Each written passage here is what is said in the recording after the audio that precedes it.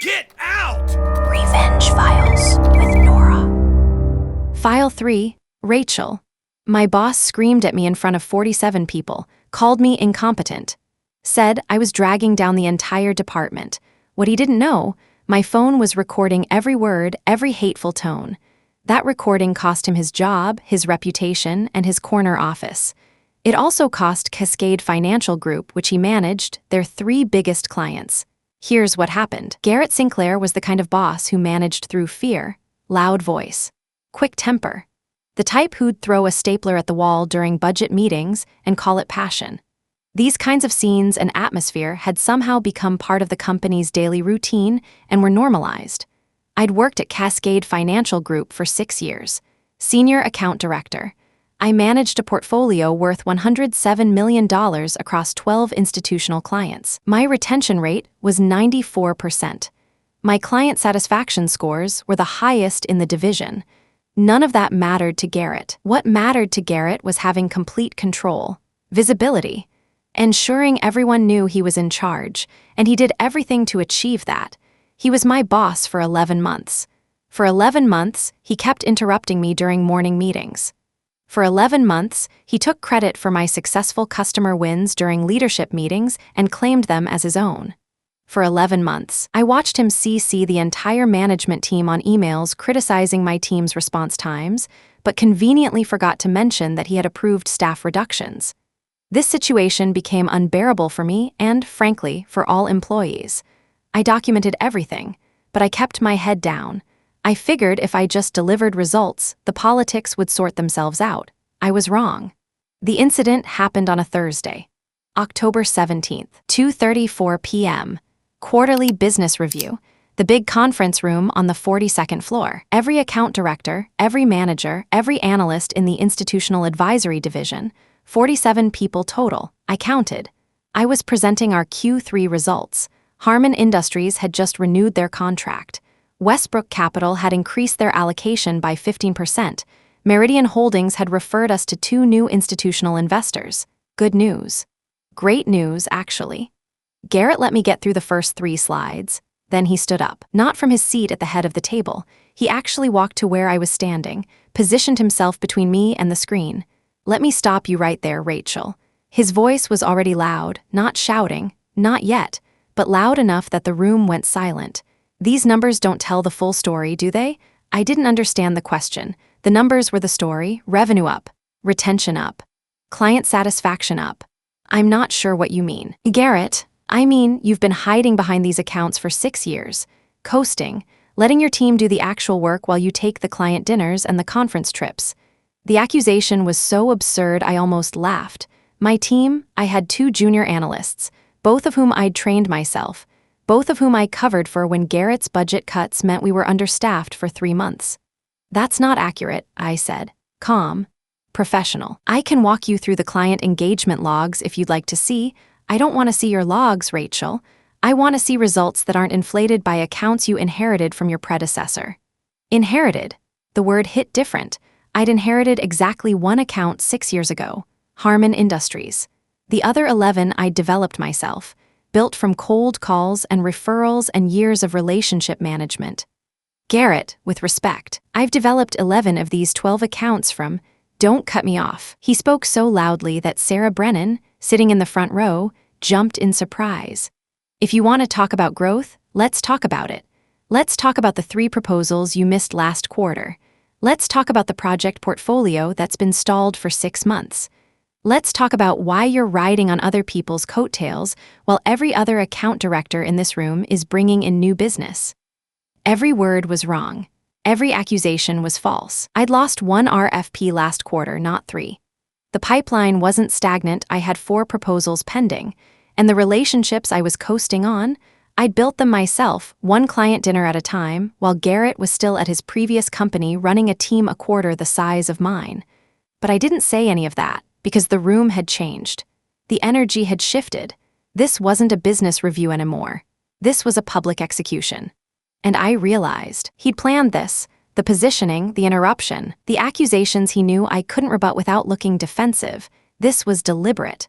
I've been patient with you, Rachel. I've given you every opportunity to step up, but I'm done watching you underperform while the rest of this team carries the load. Underperform. The word echoed. My retention rate was the highest in the division. My client satisfaction scores were the highest in the division. My revenue contribution was second only to David Mercer, who'd been here 14 years and had a portfolio twice my size. Underperform. From this point forward, you're on a performance improvement plan. HR will send you the details, and if I don't see significant improvement in the next 30 days, we'll be having a different conversation. A performance improvement plan. A PIP, the corporate kiss of death. The document companies use when they've already decided to fire you but need a paper trail. If you've had a similar experience, you know exactly what I mean. He announced this in front of 47 people, in front of my colleagues whom I had worked with for 6 years. He seemed to be enjoying it. I was standing there. My laptop was still open. The presentation was waiting on slide 4. 47 faces, varying degrees of compassion, discomfort, and shock, some barely hiding their satisfaction, were looking at me. Garrett walked back to his seat. "Continue," he said, as if nothing had happened, as if he hadn't just ended my career in front of everyone I worked with. I held on. I had to. I finished the presentation. I don't remember what I said. Muscle memory. Slides advancing, words coming out, brain somewhere else entirely. When it was over, people filed out quickly. No one made eye contact. No one said anything, except Sarah Brennan. She waited until the room was empty, then touched my arm. "That was wrong," she whispered. "What he did was wrong." I nodded, couldn't speak. "I'm so sorry, Rachel." She left. I stood in the empty conference room for another 10 minutes, staring at the skyline through the floor-to-ceiling windows, trying to understand what had just happened. What I didn't tell Sarah, what nobody knew, my phone had been recording since the moment Garrett stood up. Not because I'd planned it, not because I'd anticipated this specific ambush, but because 3 weeks earlier, Garrett had called me into his office and screamed at me for 12 minutes about a client email that had been delayed by our IT system. Not my fault, not even my team's fault, but he'd screamed anyway, behind closed doors, no witnesses. I realized I needed to take steps to protect myself. That night, I'd gone home and researched New York recording laws. One-party consent state, meaning I could legally record any conversation I was part of without informing the other participants. From that day forward, I started every meeting with my voice memo app running in my pocket. Just in case. October 17th, 2:34 p.m., Garrett Sinclair publicly humiliated me in front of the entire department. October 17th, 2:47 p.m., I had a 13-minute recording of every word he said. I went back to my desk, closed my laptop, grabbed my bag. Sarah watched me from across the floor. "Rachel, where are you going?" "Home," I said. "I need to think." The subway ride to Brooklyn was a blur. L train to Bedford. Walk up 4 flights to my apartment, door closed. Deadbolt locked. Then, shaking, full body tremor that I'd been holding back for the last hour. I sat on my couch until the shaking stopped, made tea I didn't drink, stared at the wall. By 8 p.m., the shock had burned off. What remained was something colder, clearer. I pulled out my laptop and opened Evernote, created a new notebook titled Garrett Sinclair Incident Log. I wrote down everything. The date, the time, the exact words I could remember, the witnesses who were present, the accusations that were false and the evidence that proved them false. Each entry tagged, time-stamped, searchable. Then I opened my phone and played the recording. His voice filled my apartment. Loud, aggressive, every insult preserved in digital clarity. Coasting on relationships someone else built. Underperform, performance improvement plan. I listened to it 3 times, made notes on timestamps, uploaded the audio file to my Evernote notebook, cross-referenced with my written log. Then I started researching something else. Hostile work environment, workplace harassment, wrongful termination, New York State labor law, EEOC guidelines, legal precedent for public humiliation as a form of workplace retaliation. By midnight, I had a plan, not revenge. Not yet. Something more strategic. It was crucial that I take smart steps, not emotional ones. I needed to understand exactly what Garrett had done, and exactly what it was worth. Friday morning, I called in sick, first sick day in 3 years. I spent the day on the phone with an employment attorney named Patricia Keller. She specialized in workplace harassment and wrongful termination.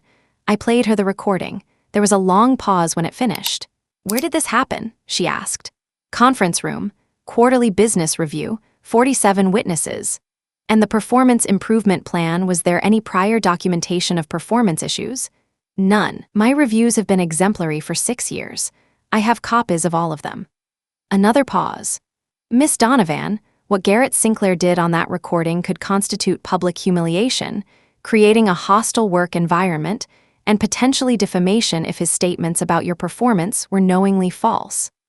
The fact that he announced a PIP, which is typically a confidential HR matter, in front of the entire department is particularly concerning." "What are my options?" "Several, but before we discuss them, I need to ask, what do you want? Reinstatement?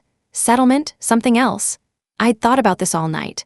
I want to leave Cascade. I don't want to work for Garrett Sinclair or anyone who enabled him, but I want to leave on my terms, with my clients, with my team, and I want Garrett to face consequences for what he did." Patricia was quiet for a moment. "That's a more complicated ask. Taking clients involves non-compete considerations. Taking team members raises tortious interference questions. But consequences for Garrett? That part we can definitely arrange." We talked for another hour. She explained the legal landscape, the risks, the leverage points. By the end of the call, I had a strategy. Step 1, document everything. I'd already started.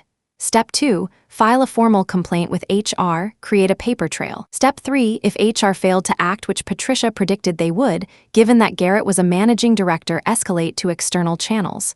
Step 4, negotiate an exit on my terms. Step 5, let Garrett face the consequences of his own behavior. The plan was methodical, strategic, patient, but I hadn't counted on Garrett making things worse. Much worse. Monday morning, I returned to the office, head up, professional smile, ready to follow the plan. Garrett was waiting at my desk. "Rachel, my office now, no greeting, no acknowledgement, just a command." His office was on the corner, glass walls, view of 6th Avenue. The door was already open. I walked in. He closed it behind me. "Sit." I remained standing. "I'll stand, thanks." His jaw tightened. He wasn't used to being refused.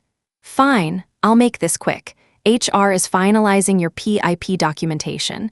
You'll have it by end of day. The performance targets are aggressive but achievable if you're actually willing to work." Actually willing to work. Another insult. Another data point for my log. "I understand," I said. "Do you? Because I need you to understand something else, Rachel. What happened Thursday wasn't personal, it was business.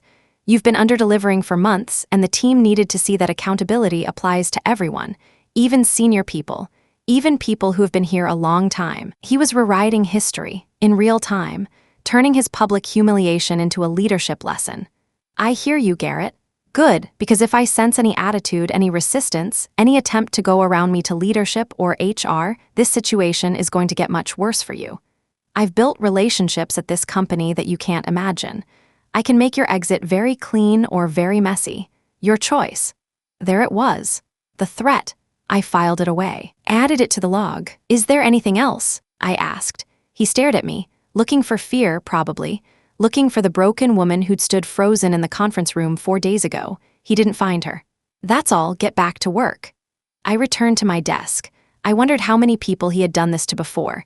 I was certain I wasn't the first, or was I wrong? I opened my email and found something interesting. 3 messages from colleagues, all with the same theme. Sarah Brennan, "Can we talk, off-site?" David Mercer, "Lunch today, something I need to tell you." Jennifer Riley, an executive assistant on Garrett's direct team, "I know what he did to you wasn't right. I have some things you might want to see." I replied to all 3, yes, off-site, separately. Garrett Sinclair thought he'd isolated me, thought his public execution had made me radioactive. He was wrong. Sarah met me at a coffee shop 3 blocks from the office. She looked nervous, kept checking the door. "I need to tell you something," she said, "but you can't tell anyone where you heard it." "Okay. Garrett's been doing this to people for years, not just you. 5 people have left his team in the last 18 months, all of them after similar incidents. Public criticism, impossible performance targets, PIP tickets that came out of nowhere. 5 people, that I know of, probably more before I joined." I thought about Patricia's question, "What do you want?" I wanted consequences for Garrett. I realized I was right. I wasn't the only one. David had worked at Cascade for 14 years, survived 4 reorganizations, knew where all the bodies were buried. His information was different. "Garrett's scared," he said. "The executive team is reviewing his division's numbers next month. Revenue's down 11% year over year. Retention is the lowest it's been in a decade." His division's numbers are down? His specifically. "The 3 account directors who report to him, including you, are all hitting their targets. But the accounts he manages directly? They've been bleeding out. 3 clients have reduced their allocations in the last quarter. 1 is actively shopping for alternatives." I started to understand. Garrett's public attack on me wasn't about my performance, it was about his. If his numbers looked bad, he needed someone to blame. Someone visible. Someone he could point to and say, "This is the problem I'm fixing." I was his scapegoat. Behind all those anger outbursts and accusations was a man who was deeply afraid of what was coming for him, very afraid. That's what made him dangerous. Does this remind you of someone in your life? Jennifer Riley was the most nervous of all. She asked me to meet her at a diner in the village. Cash only. No credit card trail. At first, I found this a bit excessive, to be honest, but after our meeting, I understood the seriousness of the situation better. Throughout our meeting, I felt like I was in a movie scene. Everything felt so unreal. "I've been Garrett's executive assistant for 8 months, she said. "I see everything, every email, every document, every HR file. Why are you talking to me?" "Because what he did to you was wrong. What he did to many people was wrong, and because I'm leaving anyway. I accepted an offer at another firm last week. I start in 2 weeks. She slid a folder across the table. "This is a summary of Garrett's personnel file complaints. 7 formal HR complaints in the last 3 years, all from employees who reported to him, all dismissed or settled quietly. 7 complaints. All buried. Why were they dismissed? Because Garrett's close with Derek Huang in HR, they golf together.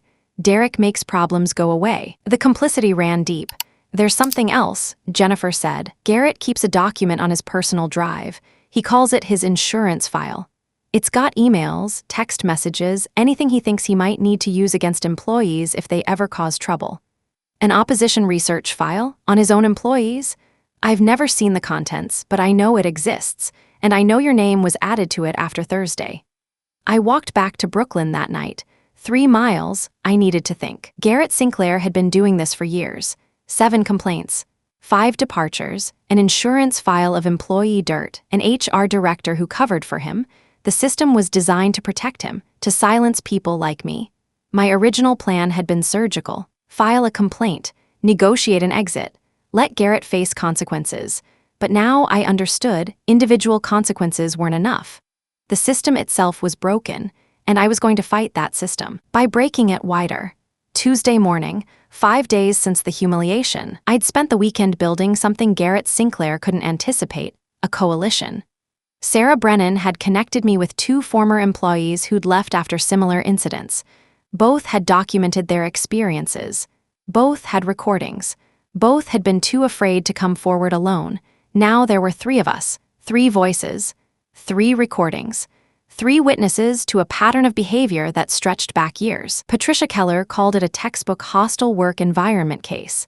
The pattern of public humiliation, the retaliatory PIP tickets, the HR cover-ups, the threatened consequences for anyone who complained. "This isn't just one bad boss anymore," she said. "This is institutional failure." Cascade knew about Garrett's behavior and chose to protect him instead of his victims. Tuesday, 10 a.m. I walked into Derek Huang's office in HR. Derek was Garrett's golf buddy, the fixer, the man who'd buried 7 complaints and protected a serial harasser for 3 years. He smiled when he saw me, professional, practiced. "Rachel, good to see you. I assume you're here about the performance improvement plan. I'm here to file a formal complaint." His smile vanished, his expression froze. "A complaint? About what?" I placed a folder on his desk. Garrett Sinclair publicly humiliated me in front of 47 colleagues. He made defamatory statements about my performance that are contradicted by 6 years of exemplary reviews. He announced a confidential HR matter, a performance improvement plan with no documented basis in a public meeting. And he threatened retaliation if I attempted to report his behavior. Derek's smile was gone now. "Rachel, I understand you're upset. What happened in that meeting was unfortunate.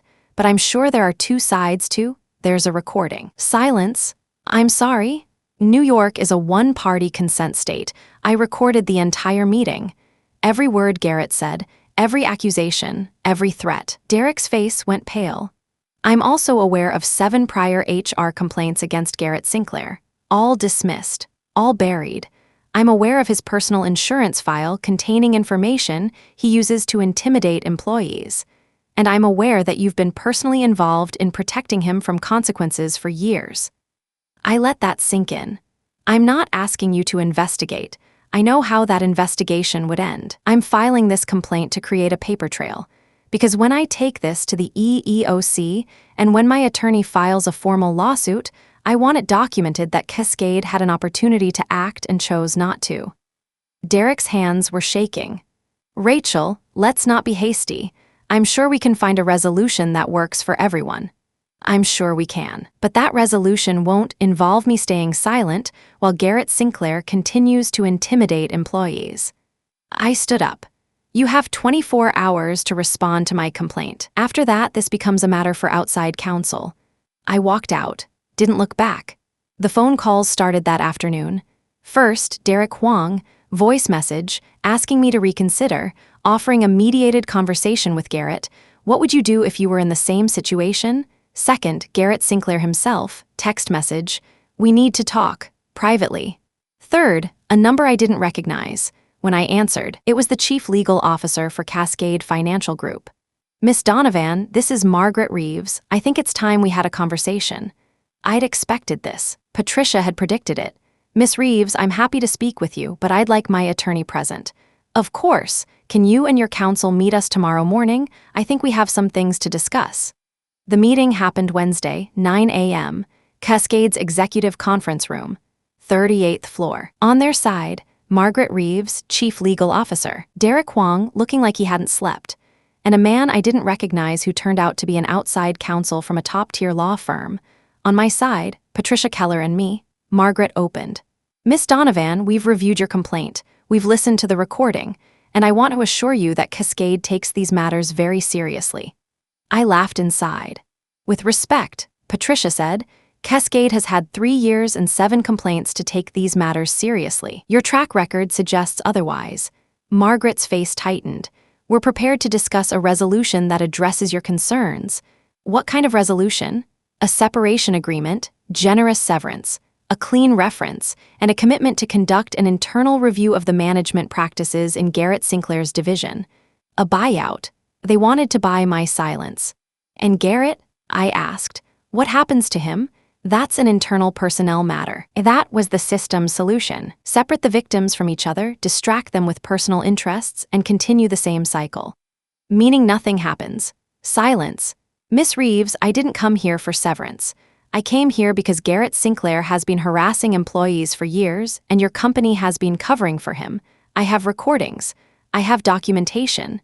And I have 2 other former employees who are prepared to come forward with their own evidence. Margaret's eyes widened slightly. 3 victims, Patricia said, 3 recordings, a documented pattern of behavior, and an HR director who's been actively complicit in the cover-up. That's not a performance review issue, that's a systemic failure, and it's going to make a very compelling EEOC complaint. The room was quiet for a long moment. Margaret leaned forward. What do you want, Miss Donovan? I want Garrett Sinclair terminated for cause. I want Derek Huang removed from any involvement in harassment complaints. I want a formal apology from Cascade acknowledging the hostile work environment I experienced. And I want the freedom to leave this company on my terms with my clients, with my team, and without any non-compete restrictions. You want to take clients? I want the clients who choose to come with me. I've managed them for 6 years. If they want to follow me, that's their decision. Margaret looked at her outside counsel. Something passed between them. That's a significant ask. It's a proportional ask. You can agree to it now, or you can agree to it after the EEOC investigation and the resulting lawsuit. Either way, Garrett Sinclair's career at Cascade is over. The only question is how much collateral damage you want to absorb. The negotiation lasted 4 hours. Patricia was brilliant. Every time they pushed back, she reminded them of the evidence. The recordings, the pattern, the other victims ready to come forward. By 1 p.m., we had an agreement. Garrett Sinclair would be terminated for cause within 48 hours. Derek Huang would be reassigned pending an investigation into his handling of harassment complaints. I would receive 6 months severance, full payment of my bonus, and a formal release from my non-compete clause. The clients were my choice. If they wanted to follow me, Cascade wouldn't interfere. There was one more thing. I want Garrett to know why, I said. I want him to understand that this isn't random, that this is a consequence of his behavior. Margaret hesitated. That's unusual. So was publicly humiliating me in front of 47 colleagues. She nodded slowly. We'll arrange it. Thursday morning, 1 week after the quarterly business review, Garrett Sinclair was called into the executive conference room. He didn't know I was waiting there. The look on his face when he saw me was almost worth everything he'd put me through. What is this? He asked, looking at Margaret, at Derek, at me. What's going on? Margaret spoke.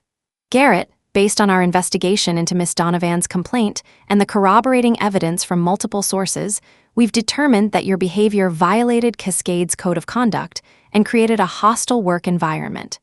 Your employment with Cascade Financial Group is terminated, effective immediately. Garrett's face went from confused to furious in about 3 seconds. Of course, I wasn't surprised. What else could you expect from someone who had made using his anger as a weapon a habit? This is ridiculous. This is some kind of witch hunt. Rachel, whatever you think I did, I have a recording, Garrett. He stopped. Every word you said in that meeting, every accusation, every threat, I recorded it all. His face went pale, the same shade of pale I'd seen on Derek's face 2 days earlier. You can't do that. That's illegal. New York is a one-party consent state. It's perfectly legal, and it's the reason you're standing here instead of me. Garrett looked at Margaret. This is wrongful termination. I'll sue. I have to admit, seeing Garrett so weak felt good. Garrett, Margaret's voice was cold. We have 7 documented complaints against you. We have recordings from 3 different employees. We have evidence that you maintained an intimidation file on your own staff. Our legal exposure from your behavior is significant. If you want to add a wrongful termination suit to that, be my guest. But I'd advise you to take the severance we're offering and leave quietly. Garrett's jaw worked. No words came out. I stood up. I had to say what was inside me to his face. Otherwise, something would remain unfinished. Garrett, I want you to understand something. I didn't do this because you embarrassed me. I did this because you've been hurting people for years and no one stopped you. 7 complaints. 5 people driven out. Years of abuse covered up by your friends in HR. I walked toward the door. You called me a burden. You said I was dragging down the department. But here's what actually happened. You destroyed your own career trying to destroy mine. You spent 3 years building a system to protect yourself. I spent 1 week tearing it down. I stopped at the doorway. Good luck, Garrett. You're going to need it. I walked out. Didn't look back. Part of me couldn't believe I had actually done it, after letting him crush me for so long. The day after Garrett's termination, I cleared out my desk at Cascade. Sarah helped me carry boxes to the elevator. David met us downstairs with coffee and a handshake. What now? Sarah asked. Now we build something better. 3 weeks later, I opened Donovan Advisory, boutique wealth management. Just me and 2 partners, Sarah Brennan and David Mercer, who'd both decided Garrett's termination was a good time to make their own exits. The clients came with us. Harman Industries called the day after I left. Their CFO said he'd been wanting to leave Cascade for years but didn't want to lose me as their account manager. Same with Westbrook Capital. Same with Meridian Holdings. The office was small at first, a sublet in the Flatiron district. 3 desks, 1 conference room, and a coffee machine that made sounds like it was dying. But it was ours, built on our terms. No Garrett Sinclair turning our days upside down with his rage outbursts. No Derek Huang enabling him. No HR department designed to silence victims. Within 60 days, we had $89 million in assets under management. 7 clients who'd followed me from Cascade. 2 new clients who'd heard about what happened and wanted to work with someone who stood up to corporate abuse. Word was that Garrett Sinclair had interviewed at 3 firms. All of them passed after they researched his background and learned the circumstances of his departure. The recordings, the pattern, the termination for cause. His reputation preceded him, and that reputation was mine to define now. The 7 employees who'd filed complaints against him over the years, 3 of them reached out after news of his termination spread, thanked me, said they'd always wondered if anyone would finally hold him accountable. Derek Huang was reassigned to a compliance role with no direct reports. The HR department underwent a complete restructuring. 2 other employees who'd been on PIP tickets from Garrett had their records cleared. The system that protected him for 3 years, it didn't survive the exposure. 6 months after I left Cascade, Harman Industries increased their allocation with us by 40%. The CFO told me, "We stayed with you because we trust you." That trust was earned over 6 years of consistent performance. Garrett Sinclair never understood that relationships are built, not inherited. He was right. Garrett had accused me of coasting on relationships I hadn't built. The irony? Those relationships were the reason I could walk away from Cascade and build something new. They followed me because I'd earned their trust. Garrett had spent 3 years building systems to protect himself from accountability. I'd spent 6 years building relationships based on actual value. When the systems collapsed, the relationships held. Here's what I learned. Document everything. The moment you sense something's wrong, start keeping records. I started my Evernote incident log the night after Garrett first screamed at me behind closed doors. 3 weeks later, that habit saved my career. Emails, dates, times, witnesses, you never know when that documentation will become your leverage. Know your rights. I recorded that meeting because I'd researched New York's consent laws 3 weeks earlier. 30 minutes of research, 13 minutes of recording, a lifetime of difference. That knowledge turned a he said, she said situation into undeniable evidence. Find your allies. Garrett Sinclair thought he'd isolated me. He was wrong. Sarah Brennan had been watching Garrett abuse employees for months. David Mercer had 14 years of institutional knowledge. Jennifer Riley had access to documentation I never could have obtained myself. None of them would have come forward alone. But together we were unstoppable. Sometimes the thing that feels like isolation is actually coalition building in disguise.